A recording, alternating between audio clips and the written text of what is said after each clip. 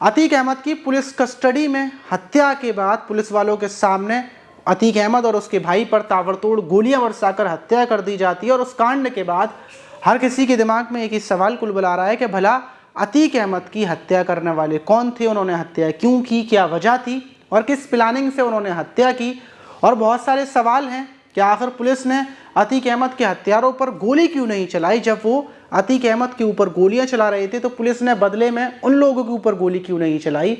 तो बहुत सारे सवालों के जवाब आपको इस वीडियो में मिलने वाले हैं और जितने भी सवाल आपके दिमाग में कुलबुला रहे हैं वो फिर नहीं कुलबुलाएंगे। तो चलते हैं और जानते हैं कि आखिर किस वजह से हत्या हुई। तो देखिए, उमेश पाल हत्याकांड जब होता है तो उसके बाद मामला सियासत में गर्मा जाता है और सीएम योगी आदित्यनाथ ये बोलते हैं कि जितने भी माफिया हैं उनकी सरकार, उनकी पुलिस उन सबको मिट्टी में मिलाने का काम करेगी। और उसके बाद पुलिस हाई अलर्ट पर हो जाती है और जो उमेश पाल हत्याकांड का मेन साजिशकर्ता बताया जाता है वो अतीक अहमद के बेटे असद को और उनकी फैमिली को बताया जाता है। पत्नी और बेटा असद दोनों फरार हो जाते हैं और जितने भी लोग थे बाकी सब फरार थे। अतीक अहमद और उसका भाई और उसके 2 बेटे, जो बड़े बेटे हैं, वो पुलिस की जेल में थे। लेकिन जब ये कांड होता है तो उसके बाद पुलिस अतीक अहमद को साबरमती जेल से लेने के लिए पहुंचती है क्योंकि अतीक अहमद से पूछताछ होना थी। कहा जा रहा था कि अतीक अहमद ने ही साजिश के तहत अपने बेटे से उमेश पाल हत्याकांड को अंजाम दिलवाया है। इसीलिए अतीक अहमद को जब पुलिस लेने के लिए पहुंचती है तो आपने वीडियो में देखा होगा कि ढेर सारा पुलिस फोर्स था, बहुत सारी गाड़ियां थी, पुलिस के बड़े बड़े अधिकारी वहां पर मौजूद थे और यहाँ तक कि जो मीडिया थी उनको अतीक अहमद के ठीक से वीडियो तक नहीं लेने दी जा रही थी, उनको बहुत बहुत दूर खड़ा कर दिया गया था। लेकिन उसके बाद अतीक अहमद को लाया जाता है। पूरा हाईवे और पूरी मीडिया अतीक अहमद के पीछे थी। बड़ा सवाल ये था कि शायद सबके अंदाजे ये थी कि अतीक अहमद की अब गाड़ी पलटेगी और उसका भी एनकाउंटर हो जाएगा जैसे विकास दुबे का हुआ था। लोगों के अंदाजे चल रहे थे, मंत्री ये बोल रहे थे कि हो सकता है रोड खराब है, किसी भी टाइम पर गाड़ी पलट जाएगी, इसलिए सबको यही अंदाजा था। लेकिन अतीक अहमद को लाया जाता है, पूछताछ की जाती है और उसमें पुलिस दूसरी तरफ असद को भी ढूंढ रही थी जो अतीक अहमद का बेटा था। और 13 तारीख को असद और उसका जो शूटर था जिसका नाम गुलाम था, उन दोनों को झांसी में मुठभेड़ में पुलिस एनकाउंटर कर देती है, दोनों की मौत हो जाती है। और उसके बाद जब ये बात अतीक अहमद को पता चलती है तो वो कोर्ट में ही दहाड़े मार मार कर रोने लगता है। अतीक अहमद पूरी तरीके से टूट चुका था और अब वो पुलिस के सामने अपने गुनाहों को कबूल करना शुरू करता है। वो उन लोगों के नाम बताना शुरू करता है जिन लोगों से उसकी पहचान थी, जिन लोगों के सपोर्ट से वो हथियार मंगाता था, जिन लोगों के सपोर्ट से वो जेल में बातचीत करता था, जिन लोगों के सपोर्ट से उसने उमेश पाल हत्याकांड को अंजाम दिलवाया था। और यही पूछताछ में वो लगभग 150 से ज़्यादा लोगों के नाम बताता है।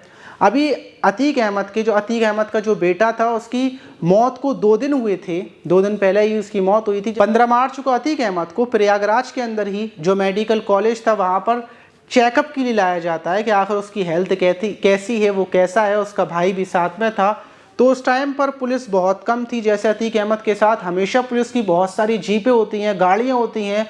अतीक अहमद को चारों तरफ से घेर लिया जाता है, लेकिन उस दिन उसके पास कोई इतनी ज़्यादा पुलिस नहीं थी, पुलिस के बड़े अधिकारी भी मौजूद नहीं थे। सिर्फ 2 स्टार 3 स्टार वहाँ मौजूद थे जो अतीक अहमद को ला रहे थे। और अतीक अहमद आज मीडिया के सामने इंटरव्यू देता हुआ भी चल रहा था। बड़ी हैरानी की बात थी क्योंकि इतने बड़े माफिया को, इतने बड़े अपराधी के मुंह को ढक कर लाया जाता है, उसको चारों तरफ से घेर कर लाया जाता है। लेकिन आज अतीक अहमद बिल्कुल नॉर्मली चलता हुआ आ रहा था। ऐसा लग रहा था कि ये छोटा मोटा मुजरिम है और ये भला इसके ऊपर 100 से ज़्यादा मुकदमे नहीं लगे हुए।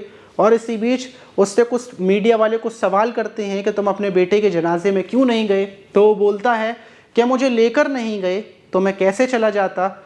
और इसी बीच एक पिस्टल अतीक अहमद के सर के पास आती है और आवाज़ आती है, गोली चलती है पुलिस वालों के बीच में। अतीक अहमद ज़मीन पर गिर जाता है, गोली इधर से पड़ती है, इधर से निकलती है और उसके बाद ताबड़तोड़ गोलियां शुरू हो जाती हैं। 3 हमलावर थे जो अतीक अहमद और उसके भाई अशरफ के ऊपर ताबड़तोड़ गोलियां चला रहे थे। लेकिन जितनी भी पुलिस वहां मौजूद थी, पुलिस वाले दूर एक उधर चारों तरफ हट जाते हैं। वो ऐसा नहीं करते कि वो अतीक अहमद के ऊपर जो हमला कर रहे थे उनके ऊपर गोलियां चला देते, क्योंकि जब पुलिस की मुठभेड़ अतीक अहमद के बेटे से हुई थी तो पुलिस ने गोलियां चलाकर उसके बेटे को फौरन ढेर कर दिया। लेकिन यहाँ पर जब अतीक अहमद के ऊपर गोलियां चल रही थी तो पुलिस ने जवाबी कार्रवाई नहीं की। यहाँ पर पुलिस ने एक भी गोली नहीं चलाई, बल्कि उनका जो हत्यारे थे उनको बड़े ही आराम से पुलिस पकड़ लेती है और पकड़ने के बाद उनको पूछताछ के लिए ले जाती है। अतीक अहमद और जो उसका भाई था दोनों की मौत हो जाती है। मौत के बाद अब चारों तरफ खलबली मच चुकी थी। अब हर कोई जानना चाहता था कि आखिर जो कातिल थे उन्होंने कत्ल क्यों की, हत्या क्यों की। और उसके बाद चारों तरफ खलबली मच जाती है। पुलिस के बड़े अधिकारी वहाँ पर पहुँचते हैं और जब उन कातिलों से तीनों से पूछताछ करते हैं कि आखिर ये कौन है, कहाँ से आए हैं, हत्या की वजह क्या है, तो पता चलता है कि उसमें एक कातिल जिसका नाम लवनेश तिवारी है जो बांदा का रहने वाला है, दूसरा सनी जो हमीरपुर का रहने वाला है और तीसरा अरुण मौर्य जो कासगंज का रहने वाला है। ये तीनों पहले भी कुछ केसों में जेल जा चुकी हैं। उसके बाद तीनों की दोस्ती हुई थी और वहाँ से यहाँ पर आए थे और यहाँ पर आने के बाद हत्या इस वजह से की क्योंकि अतीक अहमद लोगों को सताता था, लोगों को परेशान करता था, लोगों की ज़मीनें हड़पता था और उसके ISI और तालिबान से उसके संबंध हैं, पाकिस्तान से उसका कॉन्टैक्ट है और इस वजह से उन तीनों ने हत्या की है। ये बात वो कबूल करते हैं, लेकिन पुलिस के बड़े अधिकारी अभी और ज़्यादा पूछताछ कर रहे हैं। बड़ा सवाल ये है कि आखिर वो इतनी अलग अलग जगहों से यहाँ पर कैसे आए, उनका मददगार कौन था, उनकी मदद किसने की, उनके पास हथियार कैसे आए, उनके पास आई कार्ड कैसे आए, क्योंकि वो न्यूज़ रिपोर्टर बनकर प्रेस के पत्रकार बनकर वहाँ पर आए थे और उसके बाद उन्होंने हत्या कर दी। अभी बहुत सारे सवाल जवाब हैं, लेकिन अतीक अहमद और उसके भाई की हत्या के बाद काफ़ी ज़्यादा लोग खुश भी हैं। कानपुर में आतिशबाजी हुई और भी जगहों पर लोग खुशियाँ मना रहे हैं, कुछ लोग दुख जाहिर कर रहे हैं। लेकिन सवाल क्या अतीक अहमद की मौत से उसके भाई की मौत से फ़ायदा हुआ या फिर नुकसान हुआ? तो अतीक अहमद और उसके भाई की मौत से बहुत बड़ा नुकसान हुआ है, क्योंकि पुलिस अब अतीक अहमद अपना कबूल करने लगा था कि उसका साथ किसने दिया था, किन अधिकारियों ने दिया था। तो पुलिस कड़ियाँ बनाती, चैन बनाती और बहुत सारे लोगों को गिरफ्तार करती। लेकिन अतीक अहमद की मौत के बाद बहुत सारे राज और बहुत सारे खुलासे भी दफन हो गए। अब देखना ये कि आगे क्या होता है। आप इस घटना पर क्या बोलना चाहेंगे? क्या बिल्कुल सही हुआ अतीक अहमद की हत्या या फिर गलत हुई? कमेंट बॉक्स में ज़रूर बताइएगा। मिलते हैं किसी और वीडियो में।